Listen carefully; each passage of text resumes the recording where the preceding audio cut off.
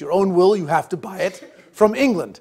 And so, and the colonies produced their own hats. Guess what you got out of England? The Hat Act. And the Hat Act was a monopoly saying you had to buy your hats from England. The colonies produced their own molasses. The Molasses Act comes out of England saying, no, you can't produce your own molasses from the trees up here.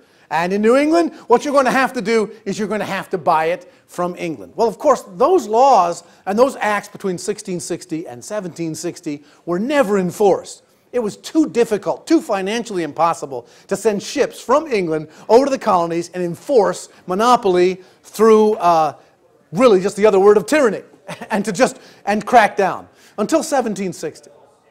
When King George III comes to the throne, he says, I'm going to make all those dormant laws active. Now, how many of you know right now, not to get really off the subject because we won't really fine-tune this and get into this, but if the United States government itself decided to enforce all the laws that are really on the books, that Federal Register, which you couldn't read if you started today till the day you died, it's too big, that all of those things, that every American is in violation of not the law, but the shadow law of bureaucracy.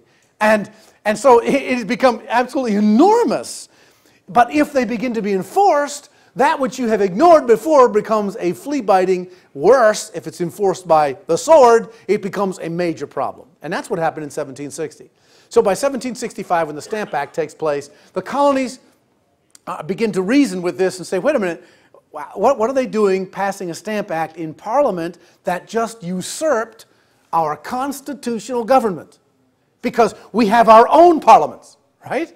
What's Parliament enacting a tax overriding the parliaments of the colonies? This violates the very charter of Virginia, the very charter of Massachusetts, the very charter of Maryland, the charter of Delaware. This violates our charters. We're Englishmen. We can govern ourselves. We govern ourselves by our own representatives.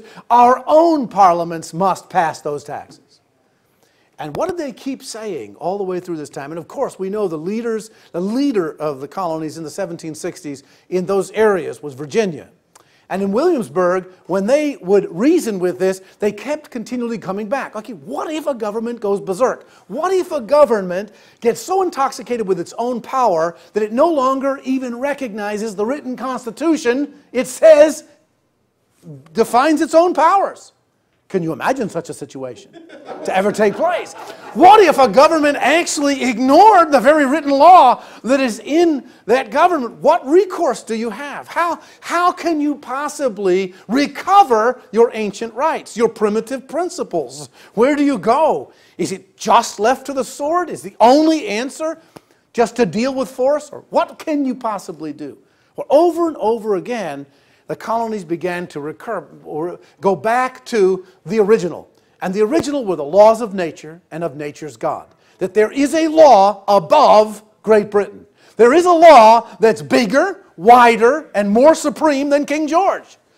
And those laws define our natural rights that preceded the existence of a charter or a government.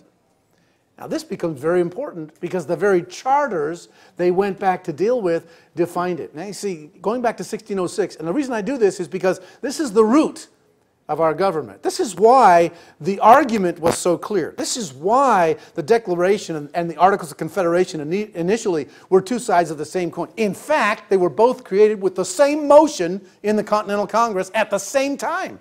And you see, when this takes place, the idea of having a charter and the idea of having a bylaws, two sides of the same coin, the definition of where your rights come from, were very clear because in 1606, even though King James did not like the Puritans, did not like the Pilgrims, did not like anybody who was coming over here, didn't like actually anybody other than himself, first king to coronate himself. I mean, King James was a bit heady, high-minded. I mean, he actually said, I am the voice of the Holy Ghost for the nation of England.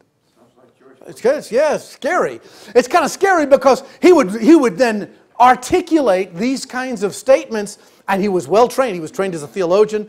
He was trained, but he wasn't living like one. And this was a very, very difficult situation for the colonists at the time because he was looked to as a child of the Reformation. Actually, he was schooled under the Reformation, though he remembers as a child he didn't like John Knox too well, for good reason. But the point is that he recognized that you have this continuum that takes place. By the time now that King James is there, initially there were so many Christian statesmen in the Parliament at the time that they got King James to put his seal on a document that said the colonies would be coming for a Christian mission and they would have unalienable rights. They would have rights that were natural rights. So in other words, now notice how the irony of this.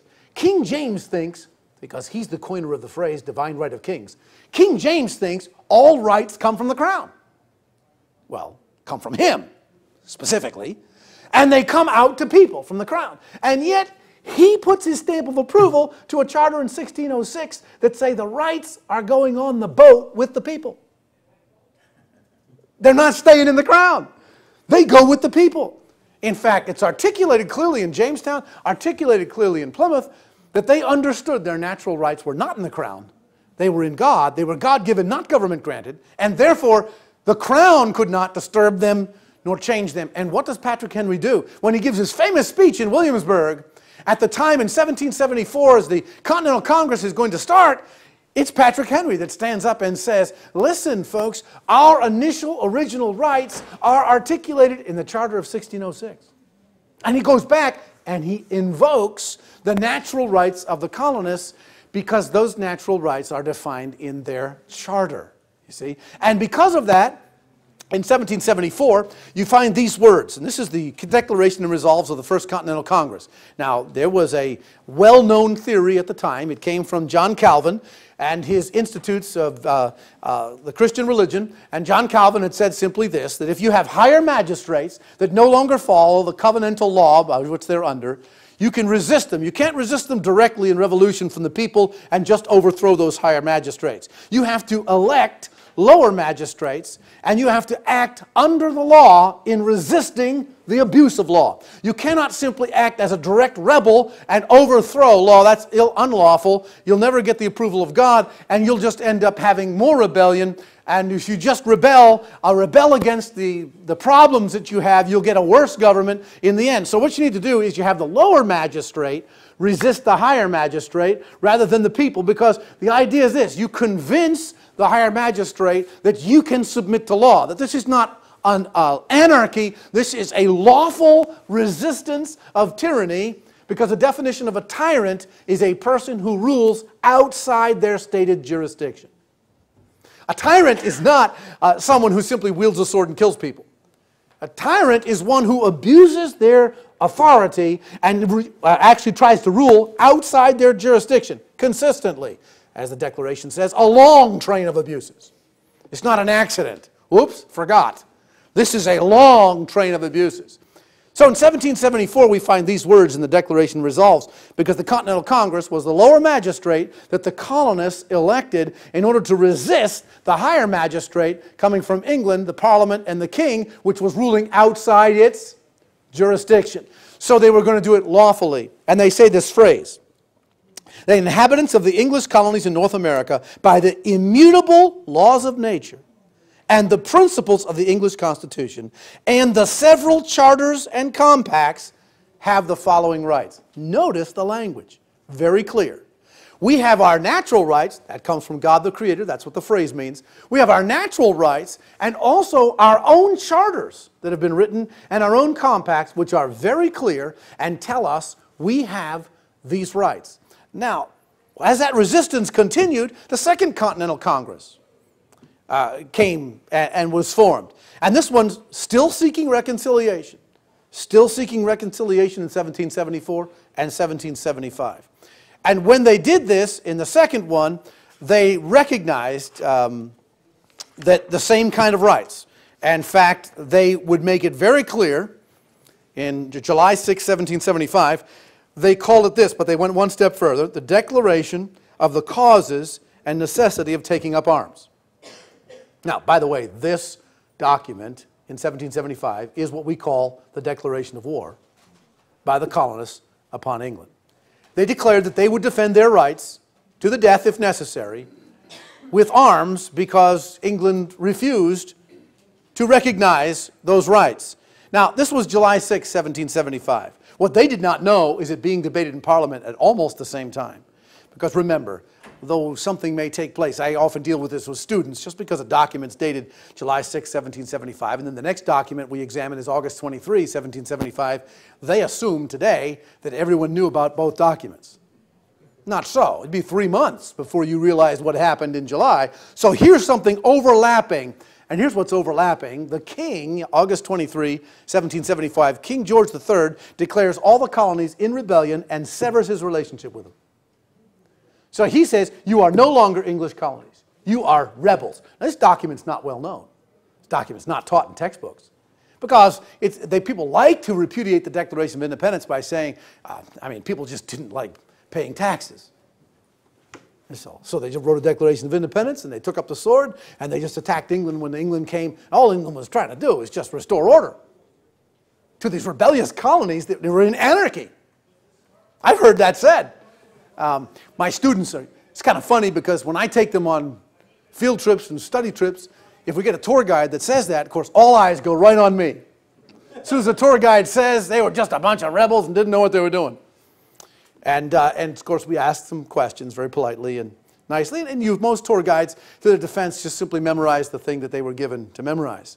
But the point is, this document, August 23rd, is a document that's very significant because the king severs that.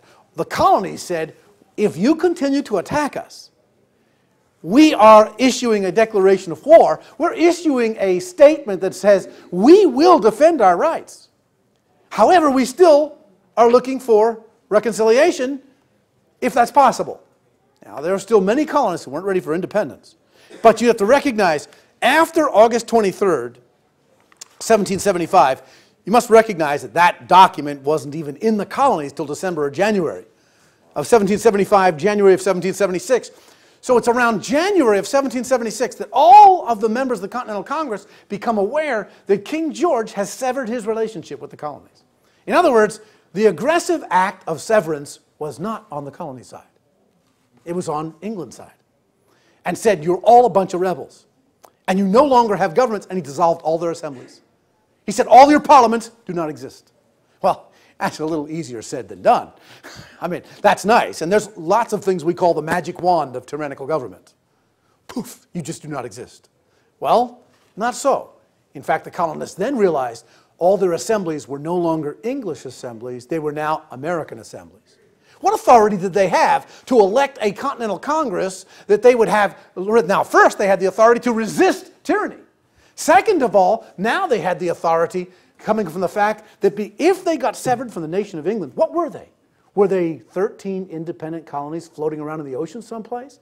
Did they have any authority whatsoever? Was all their authority drawn from the crown? Was all of it drawn from the king? No.